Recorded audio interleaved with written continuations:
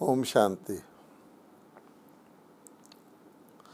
आज हम ब्रह्मा कुमारीज़ के बारे में जो बहुत सी भ्रांतियाँ लोगों के मन में हैं, और वो उन्हीं के मन में हैं जिन्होंने कभी स्वयं ब्रह्मा कुमारीज़ आश्रम में पधार करके अपनी आँखों से क्या ब्रह्मा कुमारी सिखाती हैं, कैसा उनका जीवन है, उसको नहीं देखा है। केवल दूर रहकर सुनी सुनाई बातों पर या कुछ देखा दिखाने पर उसके बारे में अंदाज़ा लगा करके अपने मन में उन्होंने कई गलत फहमियाँ बिठाई हुई हैं। तो उन्हीं गलत फहमियों को हम स्पष्ट कर रहे हैं, और बहुत अच्छा अवसर है क्योंकि लॉकडाउन के कारण सभी लोगों के पास समय है, और ऐसे समय पर हमारी बात को आप गौर से सुनेंगे भी, और दूर बैठे ही सुन सकते हैं, और दूर बैठे ही इन भ्रांतियों के बारे में अपने विचार बना करके इनको दूर कर सकते हैं। तो पिछली बार हमने कुछ भ्रांतियों के बारे में जिक्र किया था। तो हम ये बताना चाहते हैं कि कोई भी व्यक्ति किसी भी ब्रह्मा कुमारीज़ केंद्र में चला जाए। इस वक्त ब्रह्मा कुमारीज़ के भारत के अंदर लगभग 4500 सारे भारत के भिन्न भिन्न प्रांतों में बड़े बड़े केंद्र हैं, छोटे केंद्र हैं, गांव में भी केंद्र हैं। जो बहुत छोटे केंद्र होते हैं उनको हम गीता पाठशाला कहते हैं। अनेक गीता पाठशालाएँ हैं। कई केंद्र तो परिवार वालों के घरों में चलते हैं।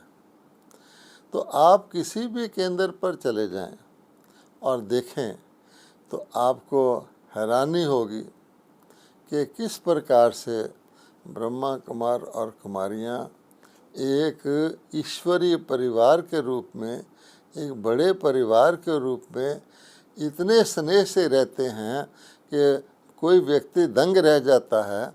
वो कहता है हमारे घर में 6 व्यक्ति हैं, 6 के विचार एक दूसरे से नहीं मिलते, हम रिश्तेदार हैं, संबंधी हैं, एक दूसरे के सुख दुख के साथी हैं, फिर भी ऐसा हमें सुख नहीं मिलता, ऐसा स्नेह देखने को नहीं मिलता।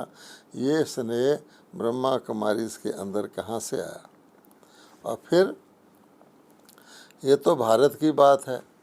वर्तमान समय धीरे धीरे क्योंकि जो सच होता है वो प्रत्यक्ष अवश्य ही होता है, और कहा जाता है जादू वो जो सिर चढ़ के बोले। तो धीरे धीरे ब्रह्मा कुमारीज़ अपने देश से बाहर सारी दुनिया के सभी उपमहाद्वीपों में ब्रह्मा कुमारीज़ हैं। उनके अपने भाषा है, उनके अपने रेस है, उनका अपना कल्चर है, उनका अपना धर्म है, लेकिन वो ब्रह्मा कुमारीज़ हैं। और आप कहीं भी चले जाएंगे आपको वही प्यार, वही स्नेह जो भारत के ब्रह्मा कुमार कुमारीज़ में मिलेगा, सारे विश्व में मिलेगा। तो क्या ये आश्चर्य की बात नहीं है कि आज की दुनिया में जहाँ व्यक्ति एक दूसरे के नुक्स ही देखता है, एक दूसरे की कमियां ही देखता है, वो इतना ज़बरदस्त स्नेह कहाँ से पैदा हो गया? ऐसी कौन सी शक्ति है जिसने पैदा कर दिया? कभी कभी भारत के अंदर विदेशी भाई बहन भी आते हैं, क्योंकि उनका सीज़न होता है कि वो अक्टूबर नवंबर से लेकर मार्च तक वो भारत के अंदर आते हैं। तो कभी आप उनका संगठन देखेंगे तो भारतीय ब्रह्मा कुमारी है या विदेशी ब्रह्मा कुमारी है, ब्रह्मा कुमार है, आपको अंतर ही नहीं दिखेगा। इतना प्यार हर कार्यक्रम में 17 भाषाओं में तो ट्रांसलेशन होता है, फिर भी इतना प्यार। तो जैसे हम कहते हैं कि भारत देश एक महान देश है जिसके अंदर सभी धर्मों के लोग रहते हैं। इसी प्रकार से ब्रह्मा कुमारीज़ एक अद्भुत संस्था है जिसके अंदर सभी धर्मों के लोग आते हैं। कई बार लोग पूछते हैं आपका धर्म क्या है, तो धर्म मैंने धारणा, तो हमारा धर्म है brotherhood of man, fatherhood of God. एक परमात्मा है, उसकी संतान सारे भाई, आत्माएं भाई भाई हैं। तो उसमें किसी के शरीर का रंग काला है, किसी का पीला है, उससे हमारा कोई लेना देना नहीं है। Variety is the spice of life. अगर किसी आप बगीचे में जाएंगे, अनेक प्रकार के फूल हैं, वो तो सुंदरता प्रदान करते हैं ना, है तो फूल ही ना। इसलिए भगवान कहता है कि ये रचना मैंने रची है। और भारत के अंदर रहने वाले अनेक धर्मों के लोग कभी कभार आपस में लड़ झगड़ भी लेते हैं, लेकिन ये जो ब्रह्मा कुमारीज हैं, ये कई धर्मों के लोग केवल भारत में नहीं हैं, दुनिया के हर कॉन्टिनेंट में आपको हर मज़हब के, हर कल्चर के, हर प्रकार के, हर वर्ग के, गरीब से गरीब, मीडियम से मीडियम, हर प्रकार के बच्चा और ग्रैंडफादर सब ब्रह्मा कुमार और कुमारी मिलेंगे। तो इसलिए आप सोचो कि भ्रांति रख के अलग होके बैठे रहना कि पता नहीं ये क्या समझता है, ये क्या सिखाती है, उसकी बजाय इस बात को समझना कि ऐसी कौन सी शक्ति है जो इतने वृहद रूप से दुनिया के अंदर एकता, दुनिया के अंदर स्नेह, दुनिया के अंदर प्यार, दुनिया के अंदर भाईचारा पैदा कर रही है। तो इसलिए कई लोग फिर पूछते हैं ब्रह्मा कुमारी क्या सेवा करती हैं, क्योंकि वो सेवा का अर्थ क्या समझते हैं कि सेवा का अर्थ है किसी को कुछ देना, किसी को कोई चीज़ की कमी है उसको पहुँचाना। जैसे हमने अंध विद्यालय खोले हुए हैं, हमने हैंडीकैप्ड के लिए संस्थाएं खोली हुई हैं, हम सोशल सर्विस करते हैं, गरीबों को दान करते हैं, फ्लड रिलीफ करते हैं। जैसे आजकल कोरोना वायरस फैला हुआ है तो उसके लिए हम लोगों को भोजन पहुंचाते हैं, गवर्नमेंट को मदद करते हैं, फंड के अंदर चंदा देते हैं, ये सब करते हैं। ये सेवा ब्रह्मा कुमारी भी करती है। लेकिन हमारी मुख्य सेवा क्या है कि क्या ये सबसे बड़ी सेवा नहीं कि आज इंसान जिस चीज़ को तरस रहा है, आज इंसान सच्चे प्यार को तरस रहा है। गीत गाते हैं, तू प्यार का सागर है, तेरी एक बूंद के प्यासे हम। सच्चे प्यार को तरस रहा है। आज इंसान सच्ची शांति को तरस रहा है।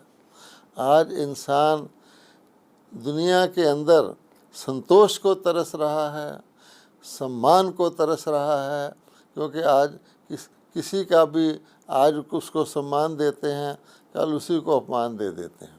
तो ऐसी संस्था जो जिस तरह की दुनिया लोग चाहते हैं, जिस तरह की ज़िंदगी लोग जीना चाहते हैं, और वो भी ऐसी प्रतिकूल परिस्थितियों में, एक तो होता है स्वर्ग में स्वर्ग, नहीं, प्रतिकूल परिस्थितियों में अनुकूल मनुष्य को कितना अच्छा लगता है कि इतने गर्मी के अंदर किसी को ठंडी हवा मिल जाए, शीतलता मिल जाए।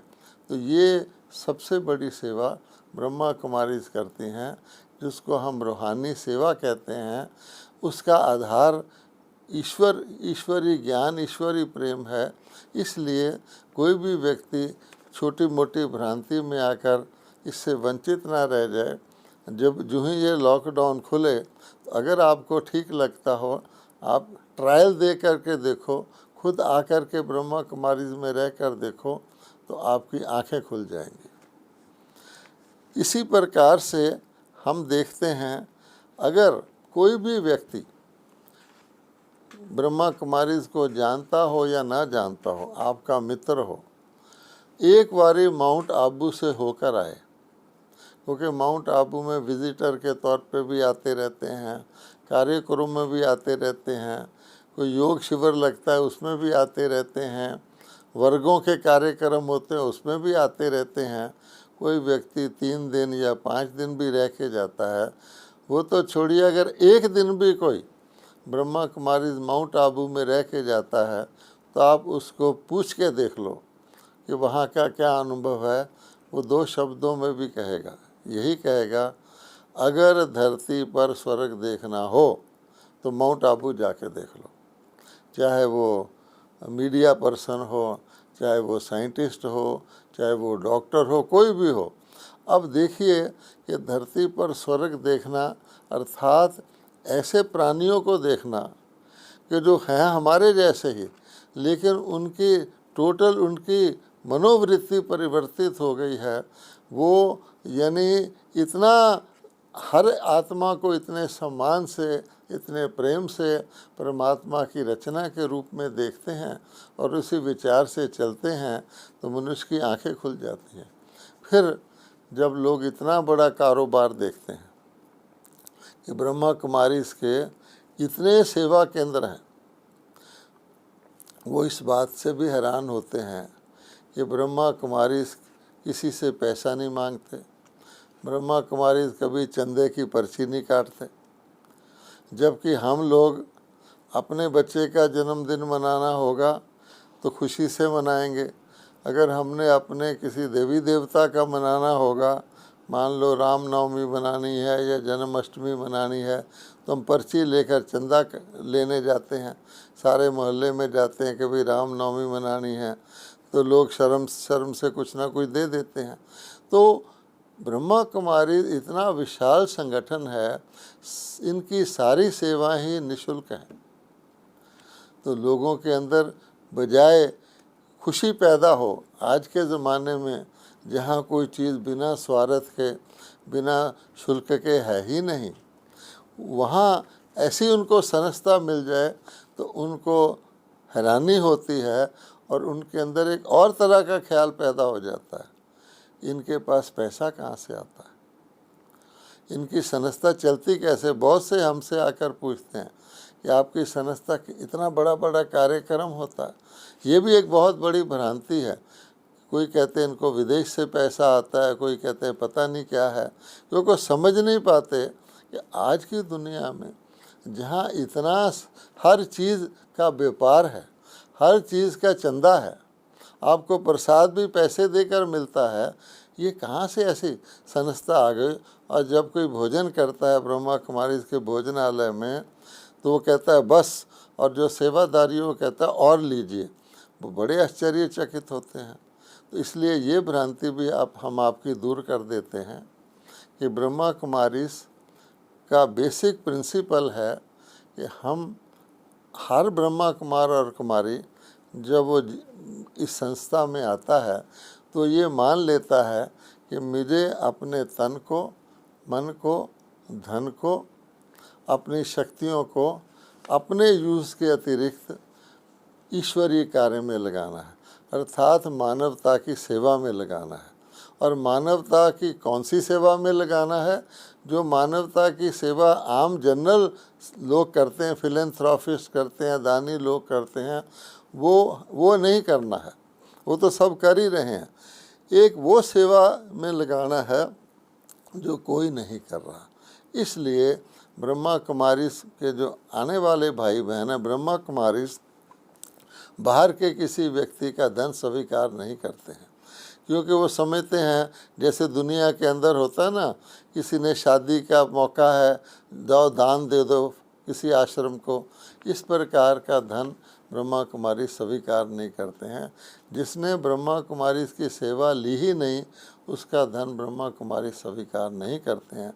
बल्कि इतने सारे ब्रह्मा कुमारी के जो परिवार हैं, उनके बहुत सारी फजूल खर्चियाँ, उनके बहुत सारे व्यसन आदि से मुक्ति के कारण जो उनका अपना कमाया हुआ धन बचता है, जो ईमानदारी का सतोगुणी धन बचता है, मान लीजिए पहले कोई सिगरेट पीता था या बहुत फैशन के ऊपर पैसा खरीदता था, अनेक प्रकार के वस्त्र रखता था, फालतू में घूमने चले जाता था, आज ताजमहल देखो और ये करो, वो सारी बातों से समझकर खाने पीने के अंदर भी खर्चे से बचाव करते हैं।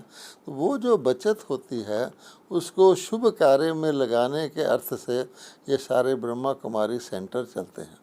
कोई भी ब्रह्मा कुमारी का जो सेवा केंद्र है खोला ही नहीं जाता जब तक वहाँ कुछ भाई बहन लाभ लेकर के इस बात को एग्री ना करें, अपनी इनविटेशन ना भेजें हेडक्वार्टर में कि हम भाई बहनों ने यहाँ ब्रह्मा कुमारीज ने टेंट लगाकर कोई प्रोग्राम किया था, फिर किसी धर्मशाला में उसको चलाया, किसी के घर में। अब हम समझते हैं कि ये शिक्षा हमको लगातार लेनी चाहिए, इसलिए लोग इनविटेशन भेजते हैं। आज भी ब्रह्मा कुमारीज के पास इतने इनविटेशन पेंडिंग है, लेकिन क्योंकि हमारे पास उतने टीचर नहीं हैं तो पेंडिंग है। तो उस आधार पर स्वावलंबित हर सेंटर इकोनॉमिकली इंडिपेंडेंट है। फिर हर केंद्र, मान लीजिए दिल्ली शहर है तो दिल्ली के अंदर ब्रह्मा कुमारीज के 400 केंद्र हैं। तो अगर दिल्ली के केंद्रों को इकट्ठा कार्यक्रम करना होता है तो सारे 400 केंद्र मिल करके वो कार्यक्रम वन टाइम कर लेते हैं। उस समय थोड़ा थोड़ा धन इकट्ठा कर लेते हैं। ब्रह्मा कुमारीज के कम से कम 9 लाख फैमिलीज़ मेंबर हैं। तो अगर कभी भी हमको कोई सामूहिक कार्यक्रम करना होता है, कोई नया स्थान बनाना होता है, तो हम मिल करके उस कार्यक्रम को करते हैं। तो ब्रह्मा कुमारी स्वावलंबित है। हम धन स्वीकार नहीं कर सकते क्योंकि हमें शुद्ध धन चाहिए। सेवा करके, सेवा करने के बाद कोई हमारी सेवाओं से लाभान्वित होता है, वो कुछ भी हमको दे सकता है। इस प्रकार से हमारी इकोनॉमिक एक्टिविटी चलती है।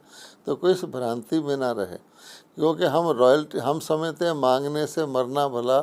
मांग करके कोई चीज़ लेकर धन कार्य किया हुआ वो सफल नहीं होता। ऐसे तो बहुत लोगों के पास बहुत सारा धन है, लेकिन वो धन में शक्ति भी चाहिए, उसके पीछे भावना भी चाहिए। तो ब्रह्मा कुमारी बहुत सारा कार्य हम स्वयं करते हैं।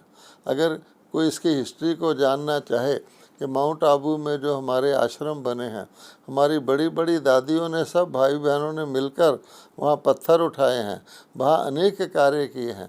जितना कार्य हम स्वयं कर सकते हैं उतना स्वयं करते हैं।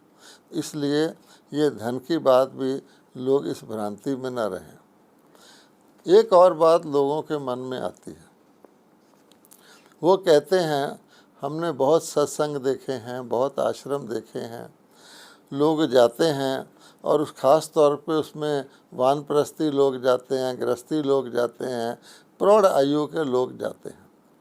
हमने कभी ऐसा नहीं देखा कि किसी आश्रम में बच्चे जाना शुरू कर दें। वो कहते हैं बच्चों ने तो अभी दुनिया ही नहीं देखी, उनको हम इस रास्ते में क्यों लगाएं। ये तो ओल्ड एज की बात है, जब सब दुनियादारी व्यक्ति भुगत लेता है, वानप्रस्थी में चले जाता है, तब उसको ईश्वर का ज्ञान ध्यान करने की आवश्यकता होती है। ऐसा लोगों की मान्यता है। इसलिए जब वो देखते हैं कि छोटे छोटे बच्चे भी ब्रह्मा कुमारीज में जा रहे हैं, युवा कॉलेज में पढ़ने वाले, स्कूल में पढ़ने वाले कन्याएं भाई ब्रह्मा कुमारीज में जा रहे हैं, परिवार वाले गृहस्थी लोग वो ब्रह्मा कुमारीज में जा रहे हैं, ग्रैंड सन भी जा रहा है और ग्रैंड फादर भी जा रहा है, तो और चकित होते हैं कि ऐसा, और फिर रोज़ जा रहा है। धर्म स्थानों में आम तौर पे आप देखेंगे, वैसे तो मंदिर गुरुद्वारे हमारे सब रोज़ खुले रहते हैं, बहुत थोड़े से लोग हैं जो रोज़ नियम बनाकर वहाँ जाते हैं, अपना पूजा पाठ करके आ जाते हैं। एक दिन वीक का होता है ज़्यादातर, जहाँ वो अपनी बड़ी बड़ी गैदरिंग करते हैं या बीच बीच में उत्सवों पर करते हैं। लेकिन ब्रह्मा कुमारी तो ईश्वरी विश्वविद्यालय है। विश्वविद्यालय में जैसे पढ़ाई होती है तो स्टूडेंट रोज़ जाके स्कूल कॉलेज में पढ़ता है, उसका अटेंडेंस लगता है। इसी प्रकार से ब्रह्मा कुमारीज तो लगातार इस इंस्टीट्यूशन में जो दाखिल हो जाता है वो फिर लाइफ लॉन्ग इसकी शिक्षा लेता रहता है, क्योंकि हमारा नियम है, हमारा स्लोगन है, जहाँ जियो वहाँ तक तब तक ज्ञान अमृत पियो। और उसके सिंबल के तौर पर आप देखते हैं कि जब किसी की मृत्यु होने लगती है, लोग उसके मुख में गंगा जल डालते हैं। तो ज्ञान अमृत मरते दम तक भी हम धारण करते रहें, हमारी सृष्टि, हमारी स्थिति श्रेष्ठ से श्रेष्ठ, उससे श्रेष्ठ होती जाती है। इसलिए इस बात से भी लोग चकित हैं। दूसरी ओर हम ये भी देखते हैं कि लोग अपना छोटे से बच्चे को, जब उनका बच्चा पैदा ही होता है तो जाकर गुरु के पास ले जाते हैं, मंदिर में ले जाते हैं, तो कहते हैं इसके संस्कार अच्छे बनेंगे। गुरु से उसके कान में मंत्र भी दिलवा देते हैं। वो सोचते हैं कि बचपन में ही उसको अच्छी शिक्षा मिल जाए, और वो ये भी सोचते हैं कि आयु का भरोसा नहीं है। तो वो जो हमारे पुराने नियम थे, हमने 4 आश्रम बनाए थे, 100 वर्ष की आयु हम सोचते थे, उस वक़्त शायद ये चल जाता हो कि व्यक्ति सारा ब्रह्मचर्य आश्रम, गृहस्थ आश्रम पूरा करके ज्ञान ध्यान ईश्वर की ओर लगाए। लेकिन आज तो अकाल मृत्यु का बाज़ार गर्म है, व्यक्ति को स्वास्थ्य पर भरोसा नहीं है। दूसरे, आप पहले दुनिया के सारे संस्कार संसारिक डालकर फिर आप अचानक कोशिश करें कि अब आपका ध्यान ईश्वर की तरफ लग जाए, लगता नहीं है। इसलिए बचपन से ही ऐसे संस्कार क्यों ना डाले जाएं कि हम अपना लोक भी सिद्ध करें और परलोक भी सिद्ध करें। तो जीवन ही इस प्रकार से चलाएं कि जैसे भगवान ने कहा हुआ है कि न्यारे होकर, ट्रस्टी होकर, परमात्मा का, वैसे हम बोल देते हैं परमात्मा का ही सब कुछ दिया हुआ है, उसको प्रैक्टिकली चलाएं। इसलिए ये ईश्वरीय ज्ञान की शिक्षा शुरू से ही दी जाती है, और हर वर्ग के बच्चे भी हैं, युवा भी हैं, सब इस ज्ञान को धारण करते हैं।